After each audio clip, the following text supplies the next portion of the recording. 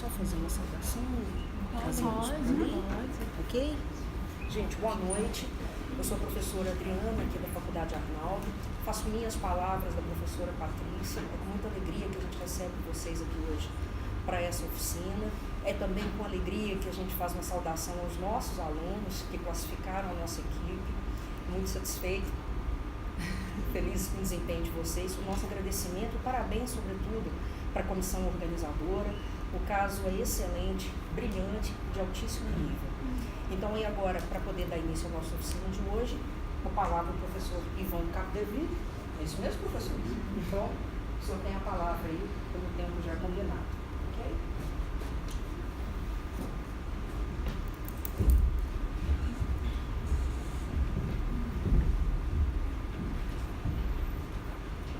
Muito bem, meus amigos e minhas amigas, boa noite. É uma honra, uma alegria e um prazer estar aqui com vocês. Quero agradecer o convite da comissão organizadora, agradecer a acolhida tão gentil das faculdades Pitágoras e dizer que quando nós recebemos as instruções e orientações para essa nossa conversa, fomos orientados que teríamos um tempo muito curto. Oratória é um assunto que vem sendo estudado na história da humanidade há pelo menos 2.400 anos. E você vai espremendo e começa a falar muito somente de dicas, você acaba perdendo um pouco da noção geral do que a oratória realmente significa, o que ela realmente traz de acréscimo à nossa performance nos tribunais, que são as situações concretas que vocês vão enfrentar e que vocês estão simulando nesse campeonato. Mas por efeitos práticos, como nós temos 30 minutos, porque provavelmente, certamente, seguramente, o professor Bernardo trará instruções muito úteis, porque tem uma larga vivência nos tribunais reais, nós não queremos, evidentemente, comer o tempo dele.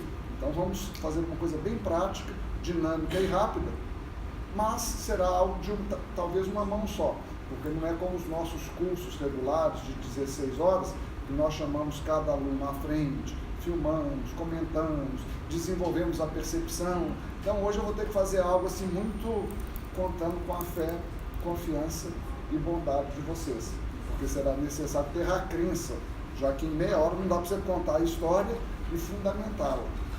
Então vamos lá para que a gente possa desenvolver o nosso pronto-socorro da oratória.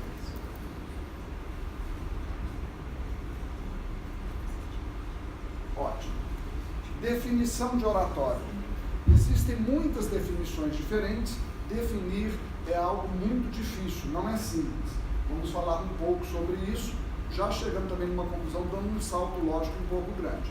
Quem tiver interesse de aprofundar depois na área, pode parecer falta de modéstia, mas eu sugiro a dissertação que nós fizemos na Universidade Federal, porque é um dos poucos materiais acadêmicos sobre a retórica. Hoje tem muito estudo de análise do discurso, tem muito estudo de gramática, muito estudo de variações linguísticas e pouco estudo da retórica, a não ser aqueles estudos da Sociedade Brasileira de Retórica. Vamos ver o que a retórica estuda e vamos partir logo para as dicas práticas, em termos de aspectos formais e organização do discurso. Então nós poderíamos definir a oratória como a arte de desenvolver o sujeito. Quer dizer, estudar oratória não é simplesmente aprender técnicas aleatórias.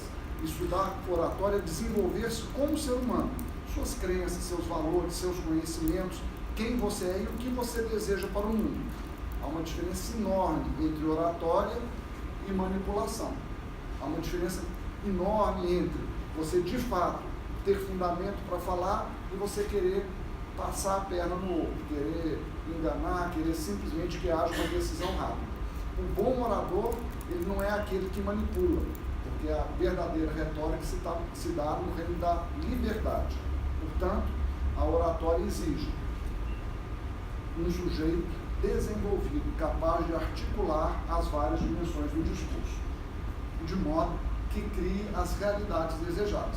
No nosso caso prático, a realidade desejada principal que queremos como advogados, eu não sou da área, mas aqui nós temos pessoas que lidam nesse campo, é convencer o juiz de uma determinada causa. Claro que Para convencer, você precisa muitas vezes se expressar, precisa informar, precisa fazer outras funções da linguagem. Mas nós vamos ater a essa definição, que é uma definição mais genérica. Para que a gente possa desenvolver no campo da oratória, é essencial que a gente entenda a diferença entre prescrições e princípios. Você vai efetivamente se desenvolver no campo da oratória quando entender os princípios que regem a boa comunicação, e não quando for capaz de apenas seguir regras, porque as regras não se aplicam a todas as circunstâncias, a todos os públicos, a todos os seus estados emocionais em cada caso. E aí, conhecendo o princípio, em vez de você ter que pensar num livro enorme como esse, que tem todas as regras para todas as situações e que provavelmente quando chegasse no último capítulo você esqueceria os primeiros, você pensa como que você articula tudo aquilo que está envolvido nesse conhecimento. Aliás, o nome desse livro, eu pensei nele nas regras da oratória, mas quando eu recebi era talvez até uma ideia, talvez um pouco defasada nos dias de hoje. Como entender as mulheres, primeiro fascículo do volume 1. E a gente pode fazer essa comparação, porque as regras da oratória são também muito variadas. Quem primeiro refletiu de uma maneira mais ponderada sobre isso foi Aristóteles. E Aristóteles dividiu as dimensões a serem trabalhadas pela retórica em 3 pontos. O que tem a ver com o discurso, o que tem a ver com o orador e o que tem a ver com o público. E ele denominou cada uma dessas dimensões como ethos, pathos e logos. Eu vou conseguir provar, eu vou conseguir persuadir, eu conseguirei convencer quando eu trabalhar no mesmo discurso o caráter moral do orador, as disposições criadas nos ouvintes e a mensagem. A escola tradicional, muitas vezes, ela reforça simplesmente a questão da mensagem. A gente ensina a escrever assim, a escrever assado, fala que tem que ser claro, fala que tem que ser objetivo.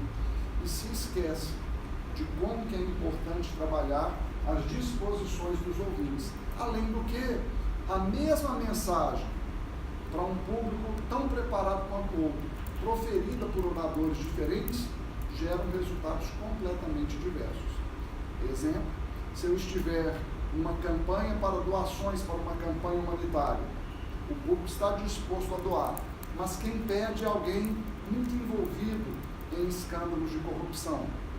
Mesmo que a pessoa faça um discurso bonito, mesmo que ela coloque uma mensagem logicamente bem construída, o efeito prático não vai ser o mesmo de um outro orador que, ainda que falasse mal, ainda que não se apresentasse bem, ainda que não tivesse um PowerPoint muito bonito, tivesse uma trajetória de vida como, por exemplo, a de Madre Teresa de Calcutá, que nem precisava de abrir muito a boca e as pessoas faziam muitas doações, porque a obra, a reputação dela, falavam muito pelo seu discurso. Então a gente deve cuidar desses fatores para que sejamos exitosos. E aí a gente vai pensar que naquela região central é onde nós temos a chamada eficácia do discurso. Ela está nessa região central e cada uma dessas dimensões, que é aquilo que o orador considera para construir o seu discurso, puxasse essa região do discurso real para cá. Ó. Se você pensar muito só em agradar o público, por exemplo, eu vou fazer aqui a minha sustentação pensando que o meu juiz é assim. Eu acho que o juiz é dessa forma, eu acho que ele pensa isso, eu acho que ele valoriza tal coisa. Se você só quiser agradar, talvez seu discurso não fique muito forte, porque ele atende a convicções, mas ele não tem uma construção lógica, coerente, extremamente forte. Então, eu preciso de equilibrar esses 3 campos de força. Quando eu consigo um equilíbrio efetivo, aí sim eu deixo o discurso real nessa região central e aqui o discurso funciona, ele é eficaz. O que significa? O discurso produz as realidades que o orador deseja. Bom, o que a oratória estuda? Os cânones da retórica, ao longo do período clássico, chegando até os nossos dias atuais, passa por 5 grandes momentos. A inuente, que é aquele momento que a gente vai pensar que ideia que eu tenho e que argumento que sustenta essa ideia. Então é você ser capaz de identificar na peça qual que é o fator vencedor, qual é o fator que de fato vai convencer, qual que é a razão pela qual os juízes serão convencidos da sua ideia. Depois nós temos a parte da dispositio. A dispositio é como que eu organizo as várias partes do discurso. No final da nossa apresentação nós vamos falar dos pontos principais, as fases de um discurso. A elocutio, que é o estilo que você adota. A memória, para você poder lembrar as partes do seu discurso. E ainda a pronuntiatio, que é onde eu vejo que mais se confundem aqueles que não têm nenhuma orientação na oratória. Por exemplo, a pessoa não sabe onde coloca as mãos, ela não tem consciência oratória disso. E aí quando ela vem para frente falar, as mãos se multiplicam, crescem, e ela pensa que ela chega aqui na frente como aquelas pessoas da Tailândia que fazem aquela apresentação das 1000 mãos. Eu já tive um aluno de direito que quando eu comecei a explicar os aspectos, falou, mas não, professor, eu não preciso disso, eu só quero saber de conteúdo, o conteúdo é o mais importante, é isso que interessa. Eu falei, tudo bem, eu passo para a fase seguinte, se você assistir a sua apresentação e ficar satisfeito. Eu tenho certeza que eu fiz muito bem, professor, porque eu sou neto de italiano, e italiano sabe gesticular muito bem, e eu gesticulo. Mas quando ele viu o filme, ele reparou que antes de começar a falar, ele tinha colocado a mão no bolso, o paletó dele era preto, um pouco mais comprido que o meu, e ele realmente gesticulou. Mas ele começou a fazer assim a gesticulação, e parecia um Batman, um morcego, um negócio estranho. Ninguém prestou atenção no que ele estava dizendo, porque ele não conseguiu diferenciar e ter a consciência de como que um aspecto de gesticulação se ligava a outro, que é a vestimenta. Tem gente que vai falar e fica o tempo inteiro mexendo na roupa. Isso tira a atenção, o cara fica levantando a calça, arrumando coisa. Mulher, às vezes, é muito comum, fica arrumando o cabelo, então toda hora ajeita. Uma vez eu assisti uma palestra, maior autoridade brasileira em alfabetização, mas toda vez que ela ia falar, tinha um cabelo um pouco mais comprido, liso, ela passava a mão direita para arrumar a parte esquerda do cabelo. Então ela fazia assim, eu acho isso, eu acho aquilo. Toda hora, além de tampar o rosto, distrair o público com esse gesto. Então a gente precisa, na parte de pronuntiatio, ter consciência desses aspectos formais e articulá-los para que a nossa mensagem seja bem compreendida. Ó, muita gente pensa que o orador fala apenas com as palavras e aí dedica no texto. Fiquei muito feliz da professora Adriana comentar comigo que na avaliação do campeonato 25% é dado para a parte escrita e 75% para a parte oral. Por quê? Porque a parte oral é muito rica e o princípio da oralidade, que hoje inclusive é um princípio que valoriza a democracia, reforça essa importância da gente se articular e ser capaz de dinamicamente com a nossa fala moldar os nossos discursos. Mas o orador, ele não fala, ele não diz algo, ele não produz sentidos apenas com as palavras. Ele produz sentidos com a vestimenta, com a postura, com a locomoção, com gestos, com a voz, com as expressões fisionômicas. Também produz com o tema que ele escolhe falar. Quer dizer, se você identifica na peça um determinado problema e aquilo não é o tema central, sinceramente o desembargador não vai prestar muita atenção no que você está dizendo, porque ele percebe, olha, essa pessoa não consegue nem identificar o problema crucial e está querendo convencer de um aspecto secundário. Então escolher o tema é algo essencial. Que ideias que você tem, que figuras que você usa, as comparações, as analogias, são ricas, são variadas, são baseadas no amplo espectro cultural. Os argumentos, se você usar um argumento muito medíocre, as pessoas não vão querer te ouvir, porque elas vão se sentir ofendidas. Ele está achando que eu sou idiota de acreditar num argumento desse. Ainda, as ilustrações que falam mais do que as próprias palavras. Então, se eu fosse aqui ter um tempo muito comprido, nós deveríamos fazer um exercício. Vocês estão reparando algo de diferente entre os itens que estão em azul e os itens que estão em verde? Será que haveria alguma classificação diferente desses itens? Eles poderiam ser reunidos em aspectos mais amplos para que a gente estudasse?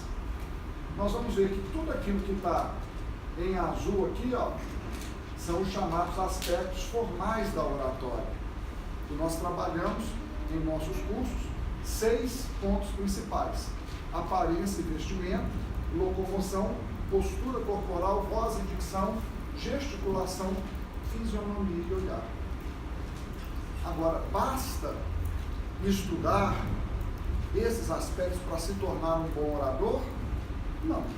É preciso mais. É preciso estudar algo mais profundo. Então, vejamos o que a gente precisa de ver. Porque se a pessoa fizer tudo muito bonitinho, tiver uma ótima apresentação, uma postura adequada, se locomove com muita elegância, olha para o público interagindo com cada um dos presentes, mas se ela fala coisas que não estão bem construídas, que estão embasadas em valores ultrapassados, em preconceitos, em erros científicos, a fala dela, por mais bonita que possa parecer, não vai surtir efeito. Então a gente não pode dizer que a forma é simplesmente uma embalagem do conteúdo, porque não é isso. A forma é muito mais. A forma é uma maneira de a gente articular o nosso conteúdo, e forma e conteúdo devem estar intimamente relacionados. Deve haver uma programação holística entre forma e conteúdo para você construir um discurso eficaz. Mas a gente não pode pensar somente em pronunciatio, num daqueles cânones. A gente tem que pensar também no conteúdo. E aí nós temos os cânones da inuentio, elocutio e dispositio, perpassando todos esses pontos aqui. Ora, classicamente, isso inclusive afetou os estudos da literatura. A análise de texto sempre foi verificada em forma e conteúdo. Mas quem articula forma e conteúdo e toma decisões concretas é uma pessoa. Então nós temos que imaginar um outro círculo para que se estude, que antigamente se considerava somente a memória, mas que hoje, com o desenvolvimento da psicolinguística, das ciências cognitivas, dos estudos sobre a neurologia humana, a gente tem o sujeito como uma parte central que articula a forma e o conteúdo de uma forma a produzir resultados. Então aqui a gente precisa estudar qual que é a minha forma de aprender, quais são as emoções que eu sinto quando estou falando, quando estou preparando um discurso. Eu terei condições de me confrontar com uma ideia diversa? Será que eu ficarei temeroso de uma pessoa que olha feio para mim? Eu me lembro de um dos primeiros alunos, aliás, professor Adriano, ele era aqui da Faculdade Arnaldo, foi um curso em 2007, Sérgio. Ele fez o curso, ficou empolgado, começou a melhorar, e o advogado falou com ele: você vai, nesse próximo tribunal do júri, você vai fazer toda a acusação, eu não vou interferir em nada. E ele ficou empolgado, me ligou: professor, é a minha primeira vez no tribunal do júri, será que o senhor poderia prestigiar? Eu estou convidando alguns familiares, alguns amigos, e sempre que eu posso, eu gosto de ver o aluno em prática, no mundo real e concreto, porque isso me faz aprender e melhorar muito os exemplos, as ideias, a percepção sobre o curso. Fui assistir. Quando ele começou a falar, o advogado de defesa, que era muito bom, Dr. Leles, chegou perto, colocou o braço na muretinha que separava a parte em que estava e fez aquela cara para ele. O que você está falando? Um jeito que nem formou ainda, queria derrubar simplesmente como expressão facial que fizesse a pessoa se sentir desencorajada. Mas o Sérgio, ainda bem, tinha feito o curso, tinha fixado muito uma parte que se chamava olho de Shiva, que é uma técnica de olhar, um aspecto formal, que consiste em você olhar nessa região sobre os olhos, diretamente para a pessoa, falar uma frase completa, até o ponto final, fazer uma pausa e continuar olhando para os outros na mesma altura, para dizer à pessoa que está te confrontando ou tentando te desanimar que eu não tenho medo de cara feia para mim é fome, e esse tipo de coisa. E aí ele continuou. Então o Dr. Leles voltou, teve que trabalhar. Naquela época nós dois ministrávamos cursos no Prolabore, e então eu fiquei sabendo tudo que tinha acontecido, porque o Dr. Leles me contou num dos momentos de rever. Olha, Eu sempre usei essa técnica, você nem imagina o tanto de gente que eu já derrubei só de olhar feio para a pessoa. Tem gente que fica impaciente, tem gente que começa a consultar, tem gente que age com você com desprezo.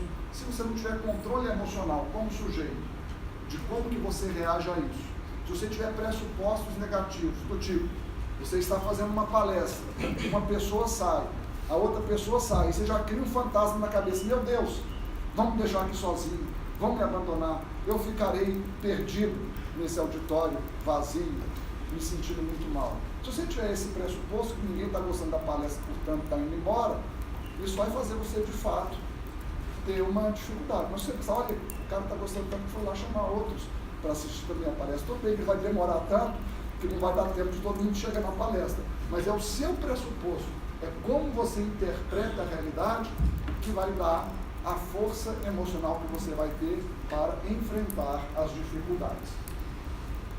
Pois bem, então nós temos crenças, valores, autopercepção, e esse aqui é o dito do Catão essencial para o entendimento mais completo da oratória. Perguntaram para ele, que formava reitores há mais de 40 anos, o que ele queria quando ele formava um bom orador. E ele disse, quando eu trabalho com alguém preparando para que seja um bom orador, eu quero formar o ir bonus, quer dizer, um bom homem, de quem é de peritos, que é perito no dizer. Então ele colocava uma preponderância da qualidade moral sobre a perícia técnica. Ele não queria formar um sujeito perito o suficiente para enganar qualquer pessoa, para convencer qualquer um de qualquer coisa. Ele queria formar um bom homem de propósitos elevados, que fosse perito no dizer, para fazer com que o Império ou a República fossem de fato colaboradores de um mundo melhor. Então, na teoria do desenvolvimento retórico, nós temos, trabalhando o desenvolvimento dos aspectos formais de conteúdo e de sujeito, um movimento que vai de dentro para fora. Ou seja, se eu me melhoro como pessoa, os meus recursos, as minhas ações comportamentais, os meus aspectos formais serão melhores. Mas só que para eu melhorar como pessoa, às vezes demanda muito tempo. Isso são anos e anos para você ganhar experiência, tranquilidade, temperança, prudência, calma. Então isso não é da noite para o dia. E aí existe um caminho, que talvez seja um caminho mais dinâmico, que você começa a estudar como trabalhar os aspectos formais, de modo que você trabalha de fora para dentro. Você começa com o mais exterior, aprendendo qual que é a postura que você deve ficar, como você pode utilizar a sua voz, como você deve olhar para o público, e a partir desses aspectos formais, você ganha um domínio tal do público que isso instaura uma confiança maior, uma autoestima maior e, portanto, melhores resultados. O caminho é sempre de dois lados diferentes. Ora, em termos de dicas práticas, nós temos dicas práticas. Vamos pegar aqui em termos de aspectos formais. Aparência e vestimenta. Não ficar mexendo demais na roupa, não ficar arrumando isso. Cuidado com acessórios, que às vezes chamam a atenção mais do que o discurso. Você tem um colar com uma pedra muito brilhante. Uma vez tinha uma palestra linda, um sujeito com uma gravata maravilhosa, elegantérrimo, mas ele tinha um prendedor aqui na gravata, que era bem no meio, uma joia que segurava o lado da gola. Uma coisa linda. Ele estava falando sobre demonstração financeira. Quando chegou no corredor, no intervalo, eu fui perguntar o que o pessoal estava achando. Ninguém me falou que estava achando que a empresa ia multiplicar seus negócios, que a demonstração financeira estava correta. Estava todo mundo se perguntando, como é que coloca isso na gravata? Que termo será que é aquela? Que coisa linda, eu nunca vi uma joia dessa, alguém já viu? Então, quer dizer, a pergunta era essa. Um camarada elegante, bonito, bacana, porém, o assunto dele não ficou fixado na mente das pessoas. A mesma coisa vale, por exemplo, para as mulheres. Você vai falar com um decote muito grande, o cidadão não consegue prestar muita atenção no discurso em si, não é? Ou o rapaz quer ficar, na verdade, mostrando a sua forma física, então não combina de acordo com o tipo de assunto. Claro que tem assunto que isso prepondera. Postura. Vou falar assim, das duas coisas que se eu não pudesse falar mais nada Só isso aqui já melhoraria pelo menos umas 5 vezes a sua percepção, ou a percepção das pessoas sobre a sua performance. Primeiro, ninho de gestos. O ninho de gestos resolve o problema das mãos. Ele consiste em você deixar as duas mãos juntas, mais ou menos nessa altura do plexo solar, braço e antebraço em 90 graus. E por que isso chama ninho de gestos? Porque daqui você faz o gesto e para cá você retorna o gesto. Pode fazer gesto com as duas mãos, pode fazer com as mãos separadas. Deve ter um limite esse gesto, porque você fala Deus nosso Pai, você não precisa falar Deus nosso Pai e tentar encostar o pé, a mão no pé dele, não precisa. Você simplesmente sugere Deus nosso Pai, quer dizer, você deve evitar de passar aqui, ó, de onde é o final da testa, o seu gesto. Como se você vai falar, o homem caminhou muitas léguas até chegar na cidade que ele queria, daqui a pouco você cai. Então você faz uma coisa chamada reticências dos gestos. Ele caminhou por muitos dias. E aí você deixa o gesto numa região que você pode dominá-los, que você faz menos esforço. Sem contar que você levantar a mão demais, daí a pouco a sua blusa sobe, você vai ficar mostrando aquele vídeo erótico, as pessoas não vão mais prestar atenção no que você está falando, então você acaba distraindo as pessoas. E depois ele tem que ficar arrumando, colocando a coisa de volta, aí todo mundo vai falar no final, eu não vou cumprimentar esse orador, não sei lá onde ele comprou essa mão nojenta dele, que postou esse negócio, então eu não vou fazer isso. Então você tem que ter uma certa compostura para que todo mundo fique envolvido pela sua fala. E você não faça coisas estabanadas de derrubar um copo, derrubar os papéis, etc, etc. Então, ninho de gestos é essa posição, corpo ereto no eixo de vertical. Ah, professor, eu sempre que eu falo eu tenho que ficar desse jeito? Não. Depende do sentido que você quer produzir. Mas na maior parte das vezes, essa é a postura ideal. E outro erro que as pessoas cometem muito, elas ficam cansadas e começam a descansar em uma das pernas e flexionar essa perna. Tem gente que flexiona assim, aí vira e fica totalmente torto. E desse jeito, quando a gente põe uma câmera e filma, a pessoa fica parecendo um pêndulo. E aí o que isso gera de percepção? Que você não está muito seguro, não está muito firme naquilo que você está falando, você gera uma certa instabilidade. Ou o revoleixo. O cara está falando de Constituição e ele simplesmente flexiona o joelho. Bom, gente, no primeiro capítulo da Constituição fala sobre isso, no segundo sobre aquilo, no terceiro, aí da pouco ele está no revoleixo e falando de um assunto tão sério quanto a Constituição. E isso são dicas de postura. Gestos, já falei um pouco sobre o limite deles, mas existem muitos estudos sobre os gestos. O principal desses estudos seria quais são as funções que os gestos exercem em relação às palavras. Se você pegar um livro de oratório, um manual de oratória, eles vão simplesmente te dizer, faça gestos variados. Mas se perguntar, em que você pode variar o gesto? Como é que eu vario? Eles não sabem responder. Então, para responder essa pergunta, existe um longo caminho. Mas eu quero dizer que os gestos podem reforçar algo que você disse com as palavras, podem esclarecer e podem adicionar sentidos. Então, se eu faço o seguinte gesto, são 2 argumentos que eu trago. Eu estou dizendo a quantidade, estou simplesmente reforçando o que eu disse. Mas se eu digo, são 2 visões diferentes, aqui eu já não estou só com a ideia de 2, eu estou com a ideia que essas visões se confrontam. E, por exemplo, se eu falar que o homem é muito rico, vocês são capazes de me dizer o que eu quis dizer? Não, porque o homem tinha muito dinheiro, tinha muitas posses, verdadeiramente. Mas como que ele ficou rico? Pode ser ganhando na loteria, pode ser trabalhando, pode ser roubando, pode ser tendo uma herança, dando um golpe do baú. Agora, se eu fizer esse gesto, o homem era muito rico. Ninguém vai ter dúvida que ele ficou rico roubando. Ou seja, sem dizer palavra, com o gesto eu produzi o sentido, eu criei um significado que não estava contido nas palavras. E é por isso que a gente tem que estudar com muito detalhe as possibilidades gestuais. Ampliar o nosso vocabulário gestual e verificar que gestos que a gente deve evitar de produzir. Locomoção, também para produzir sentidos. Vou dar um exemplozinho sobre o aborto.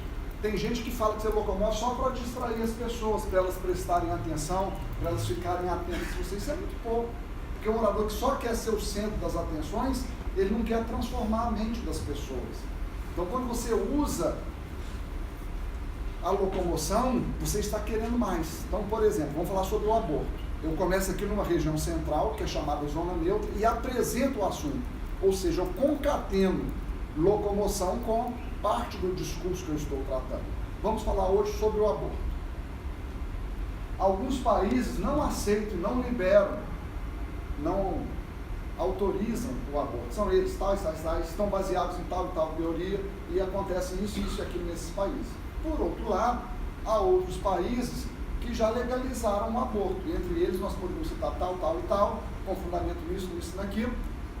Toda vez que eu vou falar contra o aborto, ou contra a legalização do aborto, eu vou para aquele lado. E a favor, eu falo desse. E no final, eu volto para o centro e faço a conclusão. Então, quando eu consigo articular aspecto formal junto com aspecto de conteúdo, eu ganho possibilidades. Até porque, se eu quisesse subliminarmente passar uma mensagem de que essa posição que não é adequada, eu ia associar uma boa locomoção, mas com uma postura ruim. Eu ia falar assim, olha, esses países são contrários ao aborto por causa disso. E eu fico numa posição, uma postura que não é a melhor para as pessoas terem uma espécie de percepção de que essa posição é pior do que aquela outra, que eu fico na posição realmente articulada. Quando a gente vai defendendo caso, posição de um ator, de um agente, de uma pessoa envolvida, posição de outra, eu vou mostrar essas visões diferentes simplesmente com a locomoção, sem ter que ficar construindo isso com palavras. Olhar, o mais importante é a gente equilibrar a distribuição, de modo que a gente olha para todas as pessoas, e a profundidade, de modo que eu paro o meu olhar algum tempo para comunicar com a pessoa, como se eu estivesse dizendo, como se eu estivesse produzindo sentido. Puxa vida, eu reconheço que você está aqui, muito obrigado por ter vindo, estou feliz que você está me ouvindo, eu reconheço a sua presença, você é importante para mim.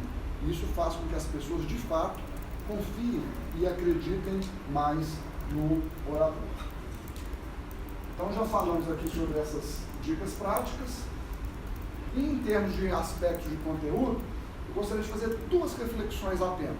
O assunto seria muito vasto e nós todos estamos pressurosos por ouvir o professor Bernard. Muita gente pensa que oratória é só o estudo do falar. Mas o falar é a culminância de um processo, que é precedido pelo pensar, ou seja, eu devo refletir descansadamente sobre aquilo que eu estou falando. Se eu não tenho essa articulação, eu falo sem pensar. E aí eu não posso nem sempre controlar o resultado da minha fala. Mas muita gente pensa que pode simplesmente pensar um pouco para falar e se esquece de que o pensar deve ser precedido por uma outra fase, que é a fase do viver. Ou seja, falar é uma culminância de algo que eu vivi profundamente, eu raciocinei, ponderei sobre aquilo, e então eu conto para os outros. Por que a comissão organizadora convidou o professor Bernard? Porque ele tem uma longa vivência nos tribunais.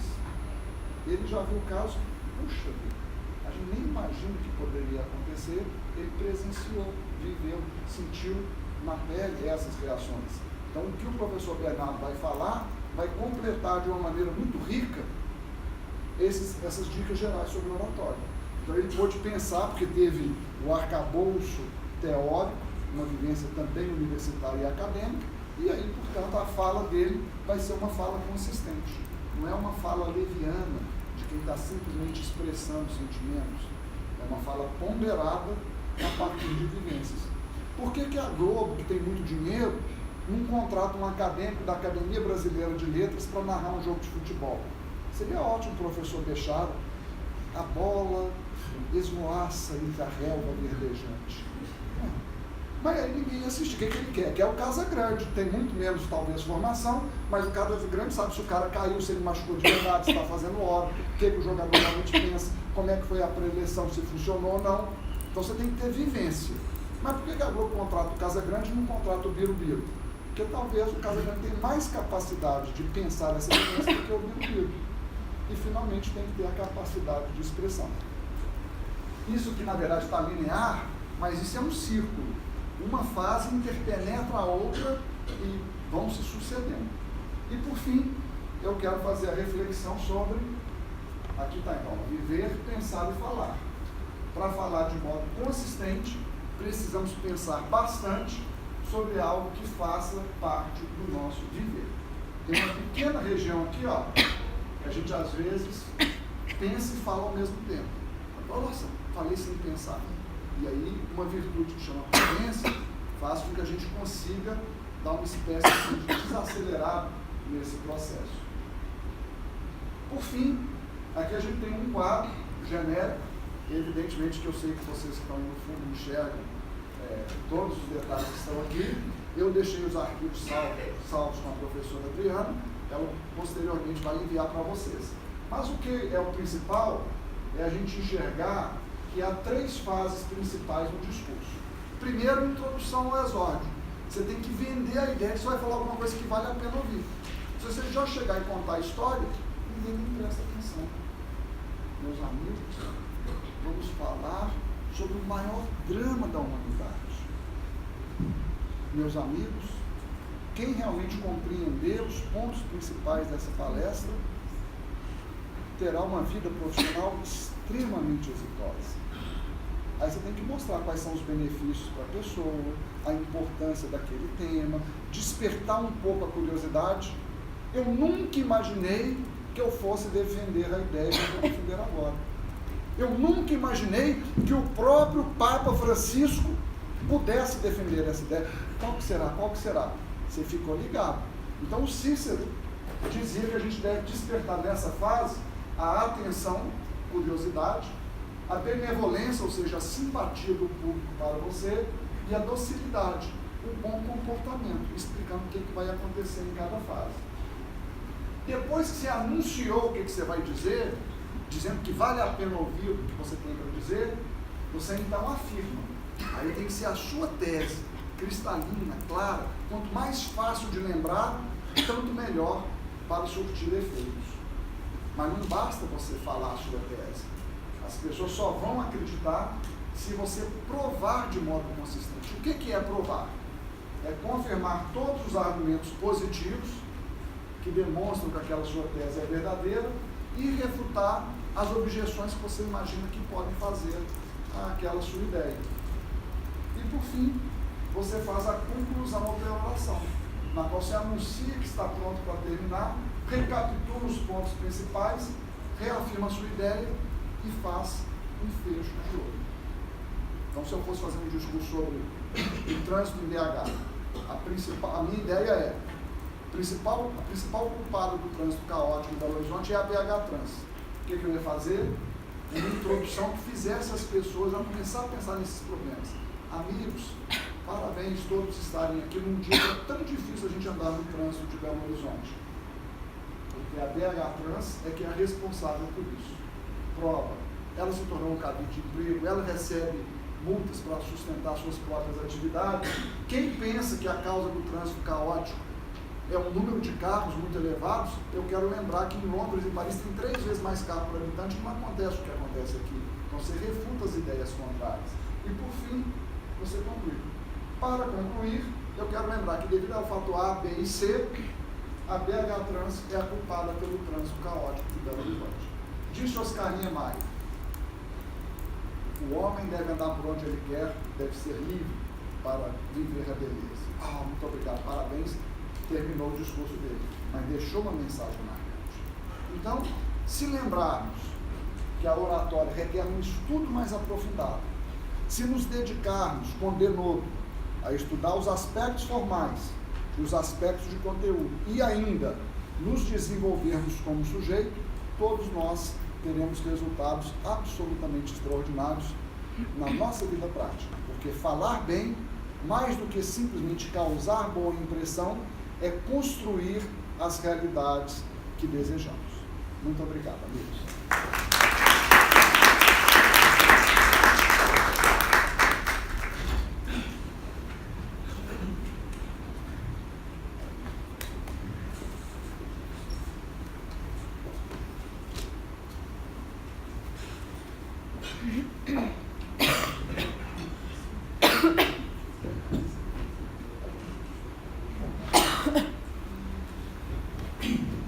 noite a todos, boa noite a todas. Em primeiro lugar, eu gostaria de agradecer o convite que me foi feito pela professora Juliana e pela professora Fernanda Alvim de poder falar nesse evento maravilhoso que é essa competição, extremamente gratificante, não só como professor, mas em ver os alunos tão com uma vontade de aprender e participar de um cotidiano que é fora da sala de aula, naquilo que ele está vivenciando, o que pode se chamar uma prática da atividade forense. Então, para mim é uma honra muito grande ter sido convidado para participar dessa oficina. Gostaria de agradecer as portas que se abriram da Faculdade Arnaldo, pelo professor Frederico, pela professora Adriana, agradecer a aula que foi dada aqui pelo professor Ivan. Aprendi muito com a informação que ele aqui passou e acredito que ela vai completar bastante o que eu vou falar. Na verdade, eu vou ter muito pouco a falar diante do que ele acabou de dizer, mas eu gostaria de aqui apresentar para vocês um pouco da experiência que eu tenho. Então, quem vai falar aqui não é o professor Bernardo, como vocês alunos às vezes gostam de dizer, eu não apenas dou aula, eu também trabalho. E trabalho na advocacia, tenho muito orgulho de dizer e me considerar advogado de trincheira. Tenho quase 20 anos de advocacia, numa advocacia do litígio. E tenho também orgulho e honra de dizer que no meu escritório tem um departamento de advocacia nos tribunais. Então, advogo muito no âmbito dos tribunais. Faço sustentações orais quase toda semana. Hoje mesmo eu tive uma, semana passada tive outra, semana que vem vou ter. Tem semana que você não tem uma que você tem duas. Então, o objetivo, e essa pelo menos é a intenção que eu tenho aqui em relação a essa oficina, é trazer para vocês uma experiência. Se a fase que agora será realizada na competição é uma fase oral, e nessa fase vocês vão ter que fazer uma sustentação oral, eu gostaria aqui de trazer para vocês algumas considerações sobre o que é importante fazer e talvez o mais importante, o que vocês jamais podem fazer na sustentação oral, o que vocês têm que fazer, o que vocês não podem fazer. Eu costumo dizer que uma sustentação oral, para ser bem sucedida, ela precisa se sustentar em um tripé: clareza, segurança e objetividade.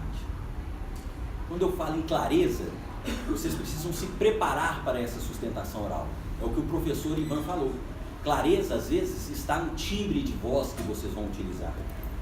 Ah, mas eu falo baixo. Você tem que treinar para falar mais alto. Não, eu falo muito alto. Isso, às vezes, você pode incomodar. Então, você tem que tentar encontrar um timbre adequado que vai fazer com que você seja ouvido. Você não pode falar baixo, porque se você falar baixo, você não vai ser ouvido. Se você falar alto, em determinada situação, você vai criar a antipatia, você vai gerar antipatia naquele que está ali para escutar a sua sustentação oral. Tem que ter muita atenção em relação a isso. Quando eu falo ainda em clareza, eu gostaria aqui de ressaltar a postura que o professor Ivan colocou. Numa sustentação oral, talvez diferente de uma exposição em que você tem a oportunidade de trabalhar o auditório de um lado para o outro, lá você vai estar numa tribuna. E é importante demais a postura nessa tribuna. Às vezes, quem nunca fez sustentação oral pode, sem querer, começar a achar que tribuna é encosto, debruçar na tribuna. Isso gera um impacto visual horrível para quem vai fazer a sustentação oral. A sustentação oral tem que ser, você tem que se colocar de uma forma firme na tribuna, até para que essa firmeza exteriorize uma ideia de segurança na fala que você está colocando, para que ela seja bem percebida pelo julgador. Então, é muito importante que vocês treinem como vai ser a postura de vocês na tribuna, como que vocês vão se colocar perante a tribuna. O gesto é importante, às vezes isso pode exatamente prejudicar. Tem gente que às vezes tem facilidade com as mãos, e se tiver facilidade com as mãos, então não tem problema nenhum. Para quem não tiver, apoie as mãos na tribuna, porque ela te dá um conforto necessário para você ter segurança naquilo que você foi falar. Mas só tome cuidado para que vocês não fiquem ali em relação àquela tribuna, achando que aquilo ali é um balcão de um bar. Sustentação oral é um ato dos mais formais no que existe no exercício da sua atividade forense. Tanto que no início da sustentação oral, você vai precisar cumprimentar os julgadores. Você vai se parlamentar com uma vestimenta específica para aquele momento. Então não é embora muitas vezes uma boa sustentação oral possa parecer que você está tranquilo e ali é uma simples exposição do fato, vocês têm que se preocupar bastante com a formalidade do momento, para que ele alcance o resultado que é de você conseguir, em alguns minutos, resumir a demanda e justificar aquilo que vocês estão querendo defender perante aquele processo. É muito importante que vocês sejam claros. Timbre, postura, vestimenta e a forma como vocês vão passar o discurso de vocês. É importante demais que vocês sejam objetivos. Sustentação oral não é lugar para que vocês fiquem ali querendo construir teses variadas. Não é um momento para que vocês vão querer discutir todo o processo. Até porque vocês têm um tempo limitado e numa situação em que muitas vezes o julgador ele já está cansado, seja por ouvir outros grupos, né, no caso de uma competição, seja por ouvir outros advogados. Hoje eu estava numa sessão de julgamento que começou às 1h30 com 45 sustentações orais. A minha sustentação oral foi a 21ª, depois de mim ainda tem mais, sei lá quantas. E eu saí de lá às 4h30, de 1h30 até as 4h30, uma sustentação oral atrás da outra. Então, se algum advogado pensar em fazer uma sustentação oral em um tempo exagerado, eu não tenho dúvidas nenhuma em afirmar que ele não vai estar sendo observado pelos julgadores. Então é preciso ser objetivo. Ser objetivo não é simplesmente fazer um resumo do caso. Essa talvez seja a parte mais difícil para se preparar uma sustentação oral, que é identificar, naquele caso, as questões mais importantes que vocês vão precisar discutir. E trabalhar essas questões. Não discutir questões que são questões pacíficas. Por exemplo, como recorrente, eu não vou discutir se o meu recurso tem que ser admitido, a não ser que eu perceba que nas contrarrazões apresentadas pela parte contrária, foi levantada uma preliminar de não conhecimento, e eu entendo que essa preliminar merece ser observada na tribuna naquele momento.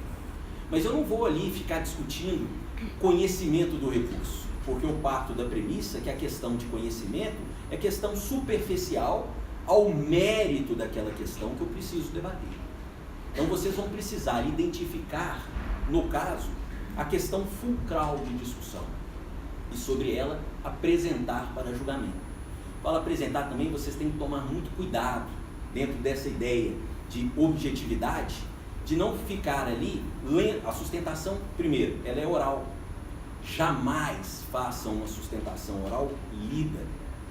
Isso não quer dizer que o advogado que estará sustentando não possa se valer de apontamentos sobre algum trecho de um depoimento, sobre um trecho de uma determinada jurisprudência, sobre, às vezes, em alguns casos, se ele entender importante, às vezes sobre uma determinada doutrina.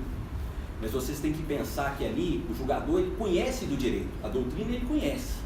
O que vocês precisam chamar a atenção é sobre uma questão de fato preponderante para a formação do convencimento que vocês querem apresentar. Se eu vou citar uma jurisprudência, eu não vou ficar lendo a jurisprudência no seu inteiro teor, porque isso vai ser cansativo.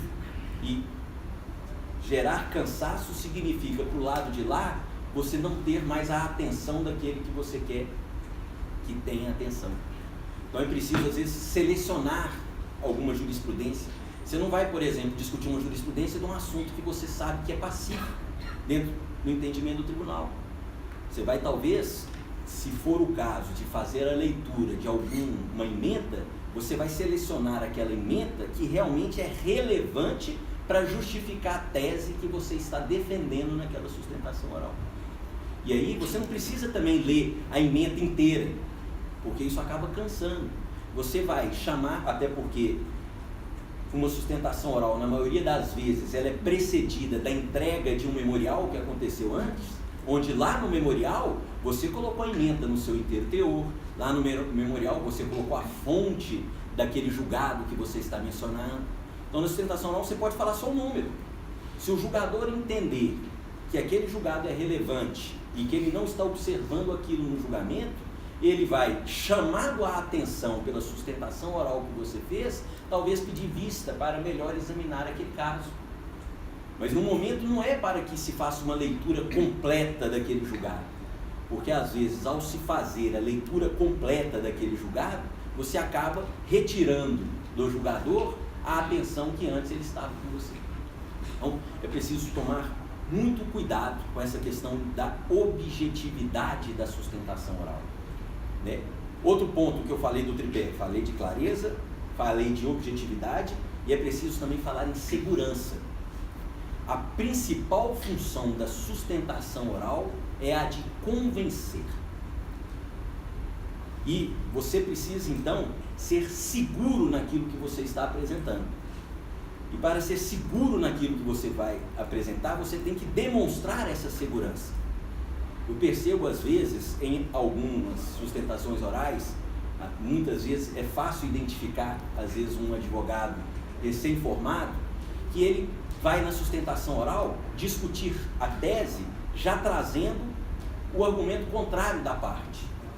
É possível usar dessa técnica a partir do momento em que você tem a absoluta convicção de que o argumento daquela parte você é capaz de derrubar com o argumento seu. Porque normalmente você vai defender a sua tese. Você pode atacar, às vezes, o fundamento da decisão. Se você for o agravante e quer, na sua sustentação oral, trazer argumentos para derrubar a decisão recorrida. Mas você não vai ficar trazendo o fundamento da decisão. Porque, às vezes, ao trazer o fundamento da decisão, a dúvida que, às vezes, você poderia querer jogar a seu favor, você joga no julgador contra o seu próprio entendimento. É importante também, nessa ideia, que vocês percebam de segurança em que lado da relação processual vocês vão se encontrar. Porque a sustentação oral, como recorrente, ela tem uma forma de apresentação diferente da forma de apresentação que eu devo fazer enquanto advogado do recorrido. O advogado do recorrente, o foco de discussão dele é a decisão recorrida.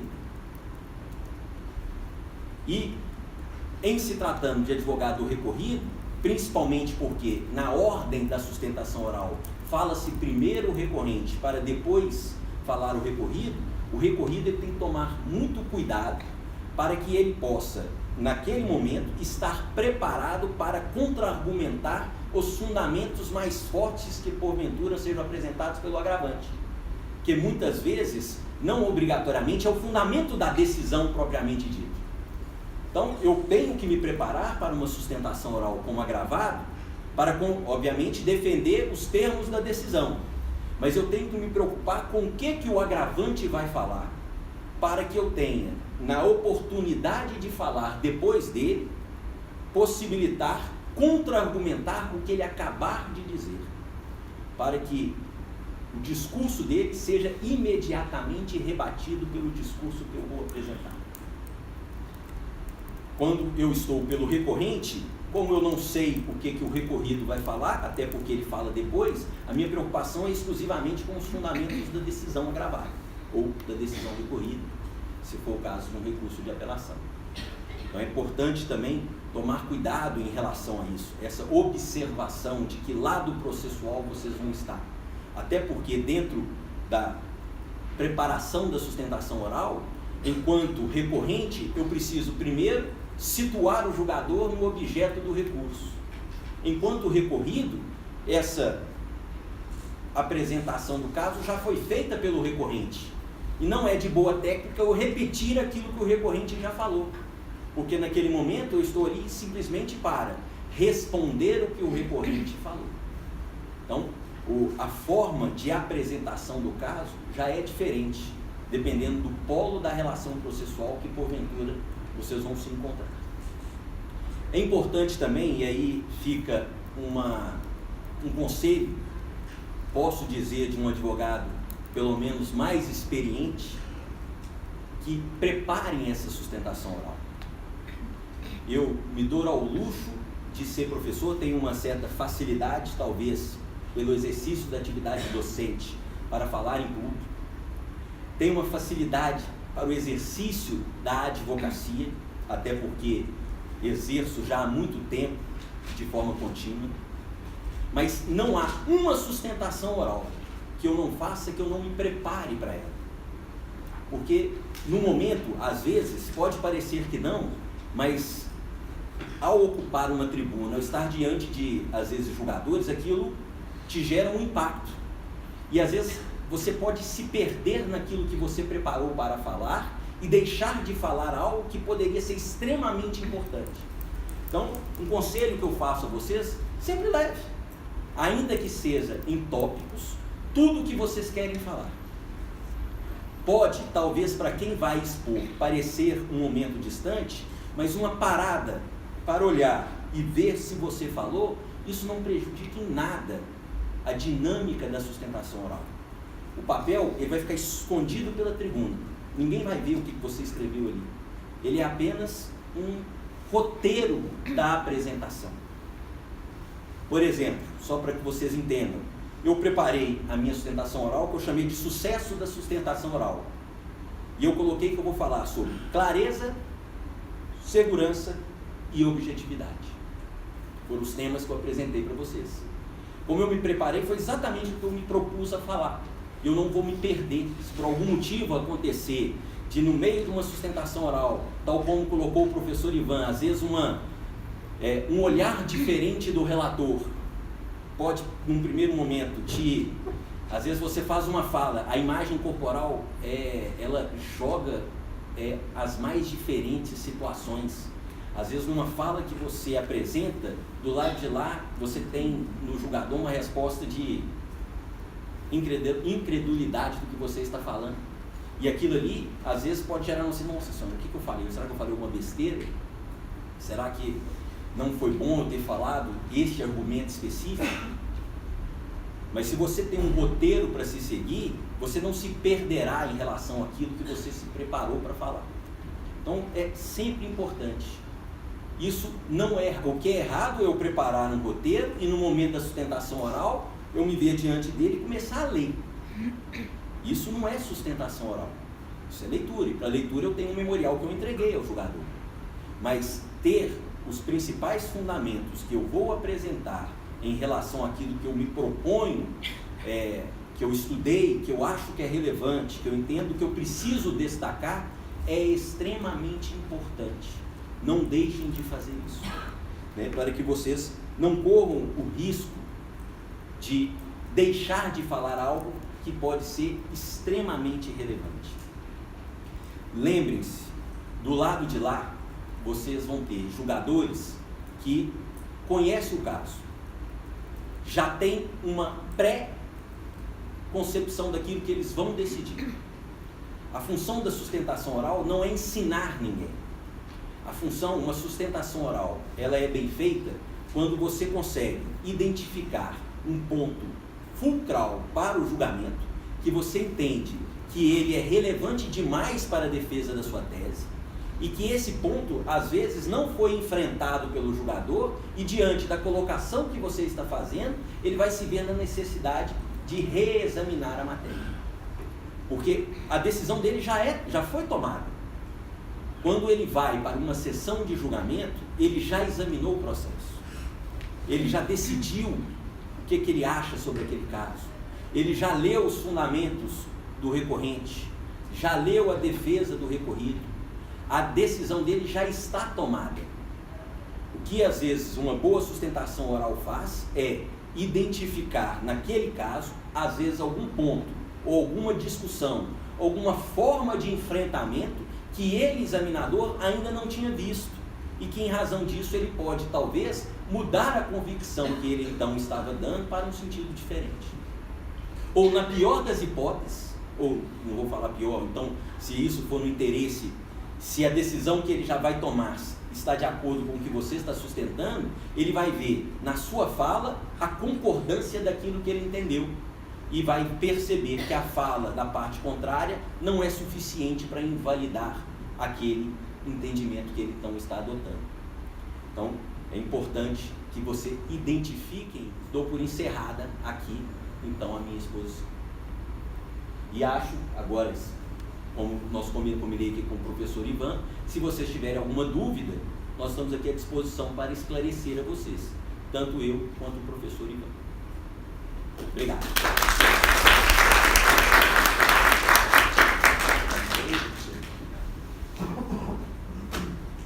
Gente, alguma pergunta aqui para os nossos palestrantes? Não? Sim. Da parte da comissão, alguma observação? Queria agradecer, né, a presença dos dois. Acho que foi muito bom, foi muito enriquecedor para o pessoal que vai participar da competição. Sempre muito bacana a gente poder contar com a ajuda de profissionais tão gabaritados no tema. É muito bom e tanto eu acredito que o doutor Ivan, o professor Ivan também, nós estamos à disposição, né? Acho que... tem uma pergunta aí.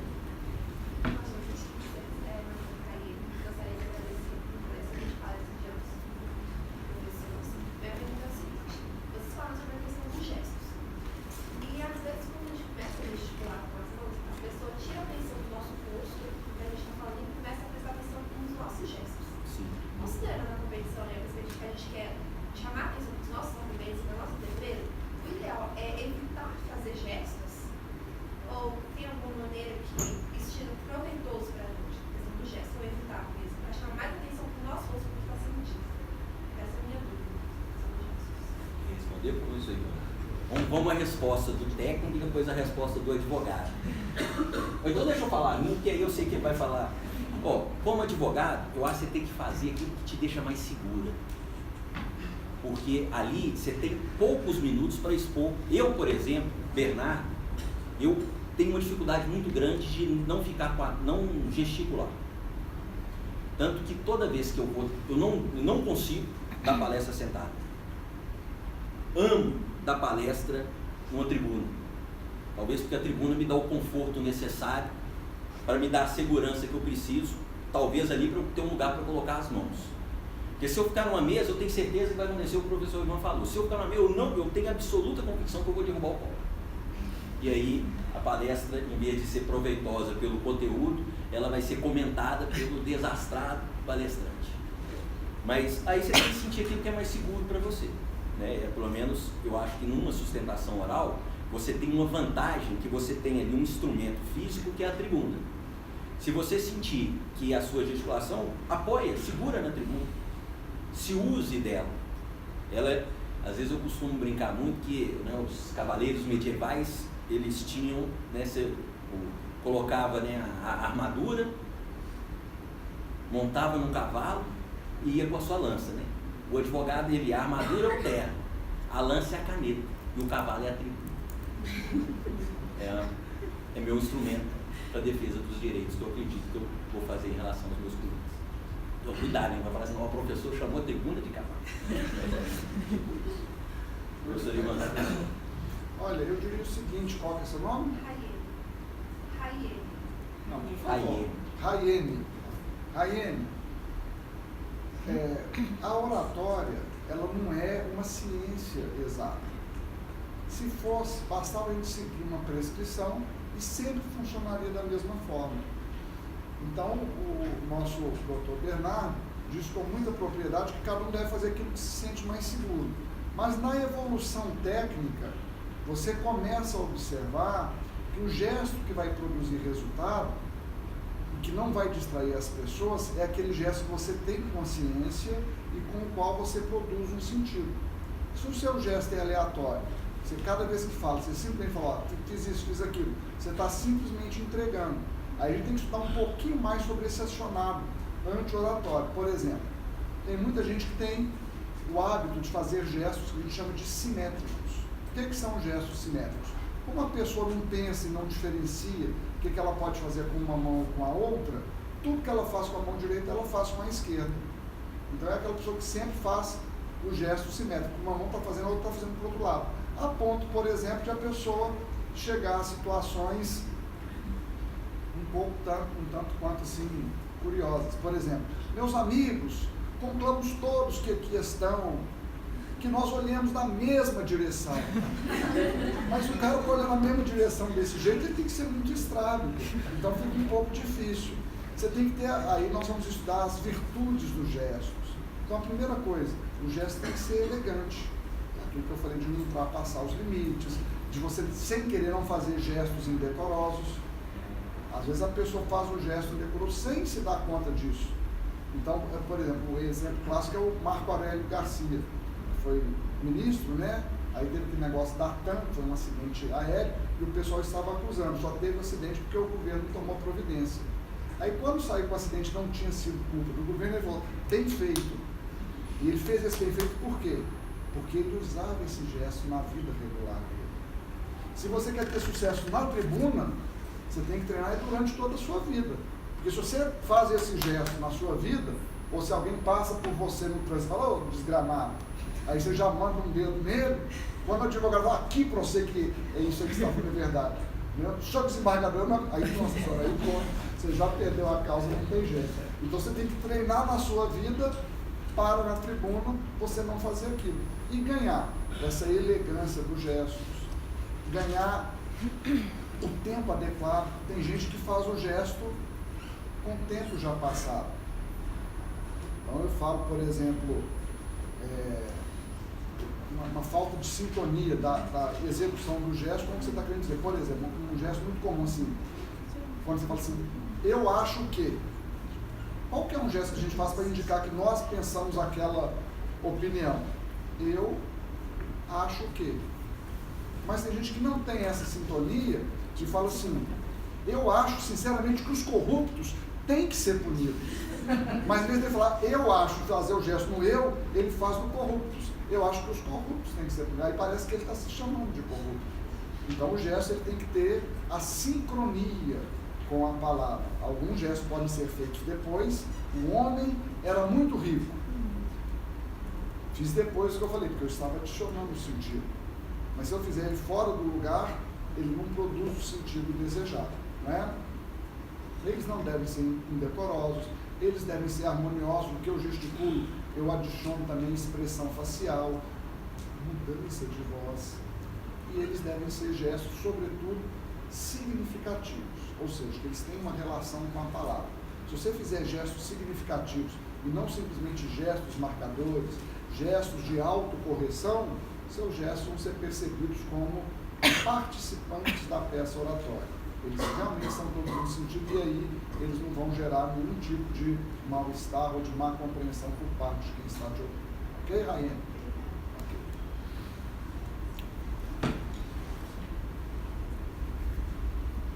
Bom, podemos finalizar?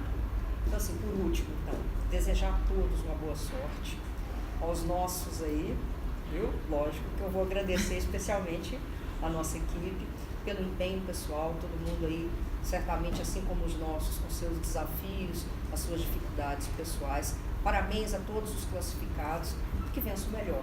Mais uma vez, meus parabéns para a comissão. O caso é belíssimo e foi assim, um trabalho muito bem feito por vocês, viu? Muito obrigada, até a próxima, gente.